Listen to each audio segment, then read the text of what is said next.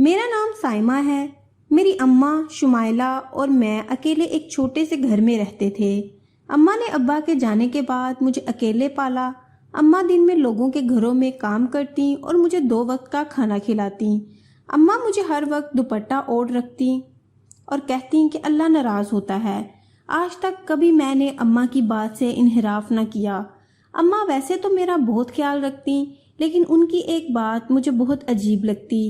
اماں چھوٹی عمر سے ہی مجھے ایک شیشی سے کچھ مادہ نکال کر پلاتی اور پھر اس شیشی کو الماری میں رکھ کر بڑا سا تالا لگا دیتی اور مجھے سختی سے منع کرتی کہ میرے بغیر کبھی اس شیشی کو ہاتھ مت لگانا، ورنہ اپنی ماں کا مرا منہ دیکھو گی۔ یہ دوائی کی عادت بہت پختہ ہو گئی تھی۔ مجھے اس کڑوی کسیلی دوائی سے سخت چڑ تھی۔ میں اماں کو منع کرتی کہ مجھے یہ دوائی نہیں پینی۔ اماں جیسے ہی شیشی سے نکال کر وہ دوائی مجھے پلاتی تو مجھے فوراً ہی نیند آ جاتی، اور جب میں اٹھتی تو مجھے اپنے جسم پر چونٹیاں سی رینگتی محسوس ہوتی۔ جب میں پوچھتی تو اماں مجھے کہتی کہ یہ طاقت کی دوائی ہے جس سے تمہیں طاقت ملے گی، پر میں تنگ آ چکی تھی اس روز روز کی جھنجھٹ سے۔ اماں آج بھی روز کی طرح مجھے شیشی ہاتھ میں تھامے پلانے کے لیے چلی آئیں، پر میں نے شیشی دیکھتے ہی اماں کو پینے سے انکار کر دیا۔ اماں نے زبردستی دوائی میرے منہ میں ڈال دی۔ مجھے بہت دکھ ہوا کہ میری سگی ماں میرے ساتھ ایسا کیوں کر رہی ہیں۔ میں چیختے ہوئے بولنے لگی کہ اماں آپ مجھے کیوں نہیں سمجھتی، مجھے کوئی طاقت نہیں چاہیے، میں بالکل ٹھیک ہوں، کیوں دیتی ہیں مجھے یہ زہریلی کڑوی دوا، نہیں پینی۔ یہ کہتے ہی اماں رونے لگیں اور میرے سوالوں کا جواب دیے بنا باہر چلی گئیں۔ میں خوب روئی اور اللہ سے دعا کرنے لگی کہ وہ میری اس روز کے عذاب سے جان چھڑا دے۔ اماں جہاں کام کرتی تھی وہ مالکن بہت ہی دیالو تھیں اور ہر بار جب بھی ضرورت پڑتی وہ اماں کی مدد لازمی کرتی۔ ایک دن وہ اماں کے کام پر نہ جانے کی وجہ سے گھر آئیں تو ان کی نظر مجھ پر پڑی۔ انہوں نے مجھ سے پوچھا کہ بیٹی کون ہو تم؟ میں نے پھر ان کو اماں کے بارے میں بتایا تو وہ حیرت زدہ سی مجھے دیکھنے لگیں اور بولی ماشاءاللہ تم تو بہت خوبصورت ہو، بالکل نازک سی۔ میں ان کی تعریف پر خوش ہوئی تھی۔ اماں کی نظر ان پر پڑی تو ان کی رنگت زرد پڑ گئی۔ اماں نے مجھے غصے سے جھڑک دیا اور فوراً اندر جانے کا کہا۔ میں جلدی سے اندر اپنے کمرے میں جا کر بند ہو گئی، لیکن میرے ذہن میں سوالات تھے جن کا فی الحال کوئی جواب میرے پاس نہیں تھا۔ اماں نے ایسا کیوں کیا؟ کیوں مجھے مالکن کے سامنے جانے سے روکا؟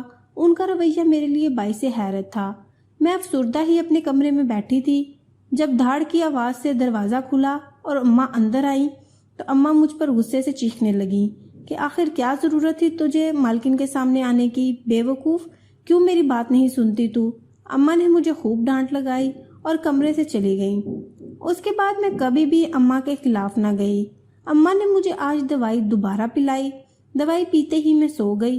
جب میری آنکھ کھلی تو میں نے گھڑی میں ٹائم دیکھا جو 7 کا ہندسہ عبور کر چکی تھی۔ میں آنکھیں ملتی دیکھنے کی کوشش کر رہی تھی کہ کیا واقعی میں مغرب کے بعد تک سوتی رہی، پر کیسے؟ یہ یقیناً اس دوائی کی وجہ سے ہوا تھا۔ میں ہاتھوں میں اپنا سر تھام کر بیٹھ گئی۔ کیا ہو رہا تھا یہ سب میری سمجھ سے باہر تھا۔ اماں کے رویے نے، ان کی حرکتوں نے میرا دل و دماغ بری طرح متاثر کر دیا تھا۔ اماں کی دوائی پلانے والی بات میری سمجھ سے باہر تھی۔ آخر مجھے روز روز کڑوی کسیلی دوائی پلانے کے پیچھے ان کا مقصد کیا تھا؟ کیوں کر رہی تھی وہ یہ سب؟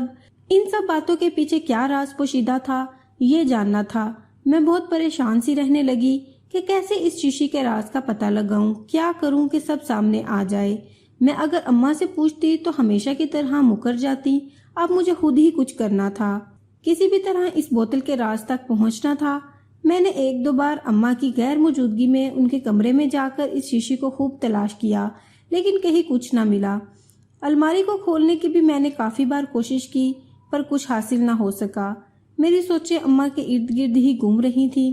اماں کام سے گھر آئیں تو کہنے لگیں میرے کمرے میں آؤ، مجھے تمہیں دوا دینی ہے، پر میں اپنی جگہ سے نہ ہلی۔ اماں نے مڑ کر دیکھا اور غصے سے بولیں کہ سائمہ میری بات سنائی نہیں دی تم کو؟ چلو میرے ساتھ، تمہیں دوائی پلانی ہے، ویسے ہی اتنا وقت ہو گیا ہے، مجھے اور بھی کام کرنے ہیں۔ میں مرے مرے قدموں سے ان کے پیچھے چلی آئی اور اماں نے میرے سامنے اپنے گلے میں ڈوری میں بندھی چابی سے الماری کا تالا کھولا اور اس میں سے وہ شیشی نکال کر مجھے دوائی پلانے لگی۔ میں انکار کرنا چاہتی تھی، لیکن یہ بات بھی جانتی تھی کہ میری کسی بات کا اماں پر کوئی اثر نہیں ہوگا، الٹا مجھے ہی ڈانٹ سننے کو ملے گی۔ میں نے جلدی سے وہ دوا پی لی اور اپنے کمرے میں آ گئی۔ کمرے میں آ کر میں اپنی بے بسی پر آنسو بہانے لگی۔ آخر میرا قصور کیا تھا جو میری اپنی ماں میرے ساتھ ایسا سلوک کر رہی تھی؟ اس وقت میں اذیت کی انتہا پر تھی، سوچ ہی نہیں پا رہی تھی کہ آخر مجھے وہ زہر جیسی دوا پلانے کے پیچھے اماں کا کیا راز پوشیدہ ہے؟ کیوں کر رہی ہیں اتنے سالوں سے وہ یہ سب؟ کیوں نہیں چاہتی کہ میں سب سے مل کر رہوں، جبکہ میں خوبصورت تھی، ہر طرح سے ایک مکمل لڑکی تھی؟ کیا کمی تھی مجھ میں؟ آخر میں یہ سب سوچتی کب نیند کی وادیوں میں گئی مجھے محسوس ہی نہ ہوا۔ میری آنکھ اگلی صبح کھٹ پٹ کی آواز سے کھلی۔ بلا شبہ یہ آواز کچن سے آ رہی تھی۔ میں نے پیروں میں چپل پہنی اور باہر جانے ہی لگی تھی کہ مجھے اپنے جسم میں شدید اکڑن اور چونٹیاں سی رینگنے لگی۔ میں نے جلدی سے غسل خانے کا رخ کیا اور نہا کر باہر آئی، ورنہ جسم کے درد نے حالت خراب کر دی تھی۔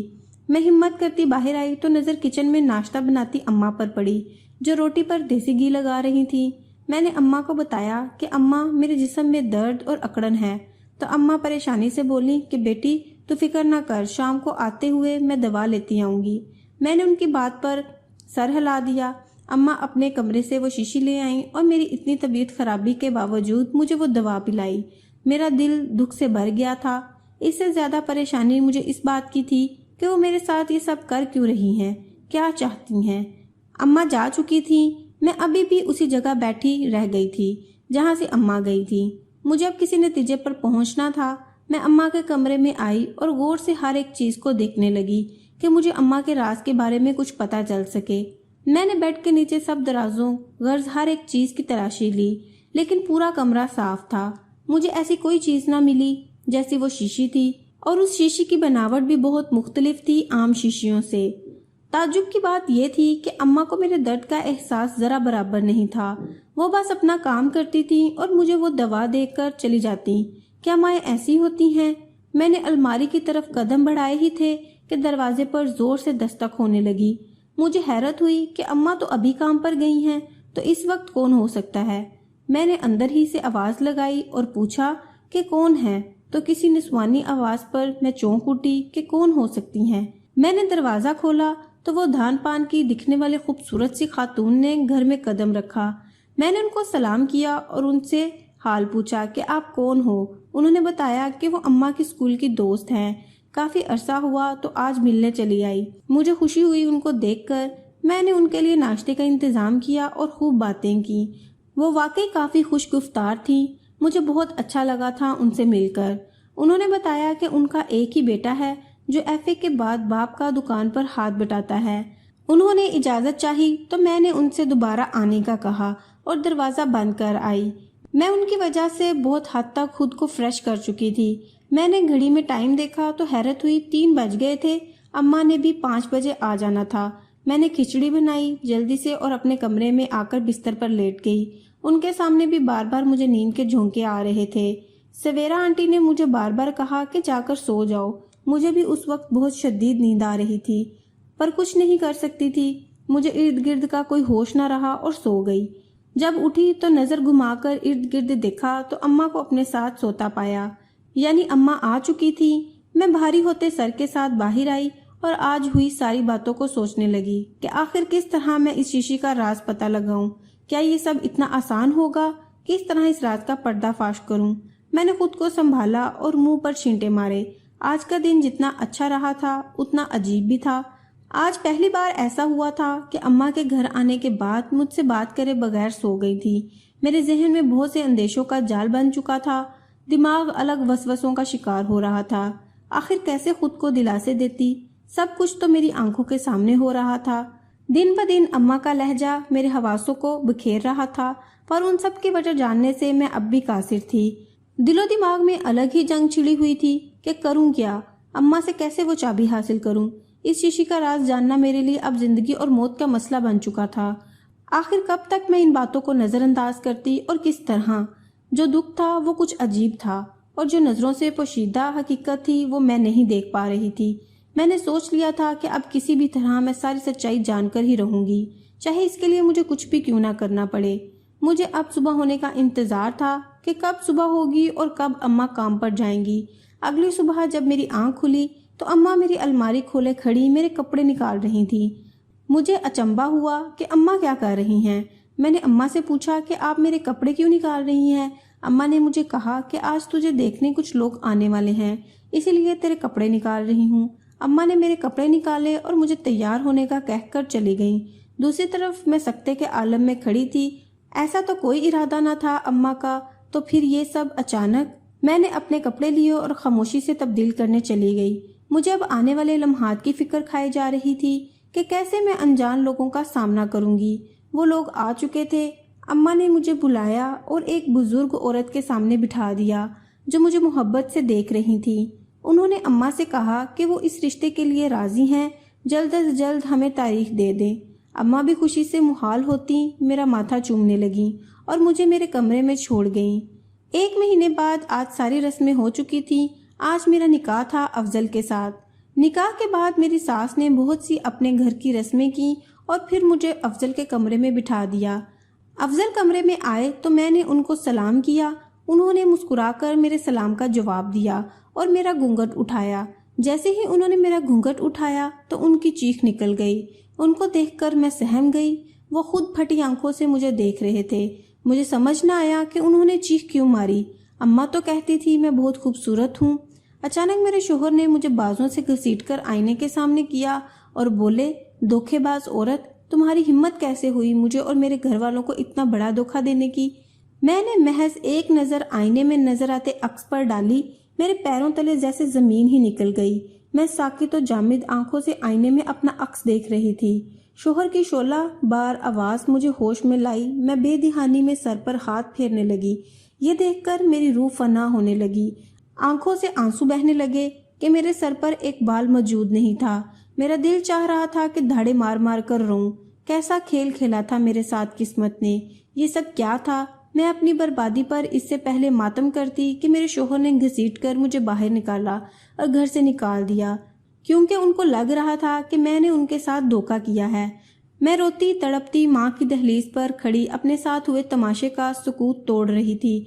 मैंने रोते हुए दरवाजे पर दस्तक दी तो अम्मा ने दरवाज़ा खोला और मुझे सामने इस हालत में पाकर उनकी आंखें हैरत से फटी रह गईं। उन्होंने मुझे अंदर लिया। मैं उनके सामने खड़ी थी बर्बाद हालत में। अम्मा मुझे देखते ही बुरी तरह रोने लगी। मैं अम्मा के सामने ज़मीन पर बैठती चली गई। असल धोखा तो मेरे साथ हुआ था, असल जिल्लत तो मैंने बर्दाश्त की थी। शादी की पहली रात ठुकराई जाने वाली लड़की जिसका शोहर पहली ही रात उसे धक्के मारकर घर से बाहर निकाल दे, उस औरत के पास बचता ही क्या है सिवाय आंसू बहाने के। यहाँ आने तक मेरे कानों में लोगों के अपनी ज़ात के मुतल्लिक तौहीन नामी फिक्रे मेरे लिए मौत से बिल्कुल कम न थे। लोग किस तरह किसकी बेबसी का मजाक उड़ाते हैं। खैर, जब मेरी माँ ने मेरे बारे में ना सोचा तो किसी और से कैसा शिकवा।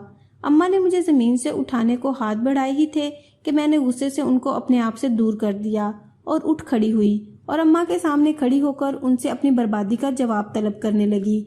मैंने उनसे कहा कि क्यों किया आपने ऐसा, क्यों मुझे हमेशा धोखे में रखा। भरी दुनिया में मेरी ज़ात तमाशा बनकर रह गई है। क्यों हमेशा मुझे सर ढांपने रखने का कहा। अब बताएं कौन जिम्मेदार है मेरी बर्बादी का। क्यों किया ऐसा अम्मा। क्यों मैं आज इनसे हकीकत जानना चाहती थी जिसकी वजह से मेरी नई जिंदगी शुरू होने से पहले ही ख़त्म हो गई थी। मैं अम्मा के कमरे में आई और सीधा अलमारी के सामने जा खड़ी हुई। अम्मा फक रंगत से मुझे देख रही थी।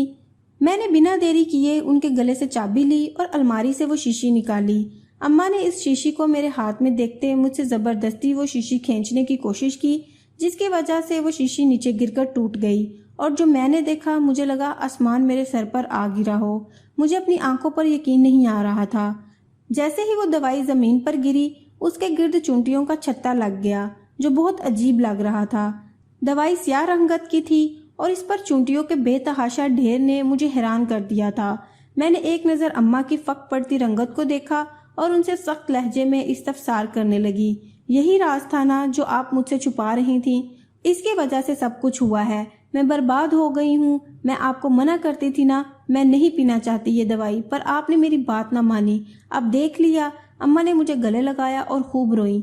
मैंने उनको खुद से अलग ना किया। अम्मा ने मुझे अलग किया और मुझे सारी बात बताने लगी। मैं उनको देख रही थी। मैं बचपन से ही तेरे आने के बाद बहुत मोहब्बत से तुझे रखती, अपनी हर खुशी तुझ पर कुर्बान कर जाती। तेरे बाप के बाद मैंने अकेले तुझे पाला। तू जब पैदा हुई तो कुदरती तौर पर तेरे सर पर एक भी बाल ना था। मुझे लगा कि बच्ची है, बाल आ जाएंगे, लेकिन ऐसा ना हुआ। वक्त के साथ साथ जिस तरह तेरी खूबसूरती में इजाफा हो रहा था اس کے برعکس تیرے سر پر بال نہ آئے۔ اسی کی خاطر میں نے تجھے ایک حکیم بابا کو دکھایا اور ان سے اس معاملے میں مدد کی درخواست کی۔ انہوں نے مجھے وہ خاص جڑی بوٹیوں سے بنی دوائی دی اور سختی سے منع کیا کہ کسی کی نظر بھی اس پر نہ پڑے ورنہ یہ اثر نہیں کرے گی۔ میں اس لیے ہر روز اسے الماری میں رکھ کر تالا لگا دیتی کہ کہیں تم نہ دیکھ لو۔ اس حکیم بابا نے مجھے یہ بھی بتایا تھا کہ اگر تمہاری بیٹی کو نیند زیادہ آئے اور جسم میں چونٹیاں سی رینگنے لگے تو سمجھ جانا کہ یہ دوا اثر کر رہی ہے۔ میں نے یہ سب کچھ تمہاری بھلائی کے لیے کیا۔ میں تم سے بہت پیار کرتی ہوں میری بچی، بس کسی بھی طرح تمہاری اس کمی کو پورا کرنا چاہتی تھی۔ میں نہیں چاہتی تھی کہ لوگ تم پر ہنسیں یا طعنے کسیں۔ میں مجبور تھی میری بچی۔ میں نے بہت سے ڈاکٹروں سے تمہارا علاج کرایا، بہت کوشش کی، لیکن کوئی فائدہ نہ ہو سکا۔ جب میں نے تم کو یہ دوائی دینا شروع کی تو مجھے جو علامات نظر آئیں، مجھے لگا کہ یہ دوائی اپنا اثر کر رہی ہے۔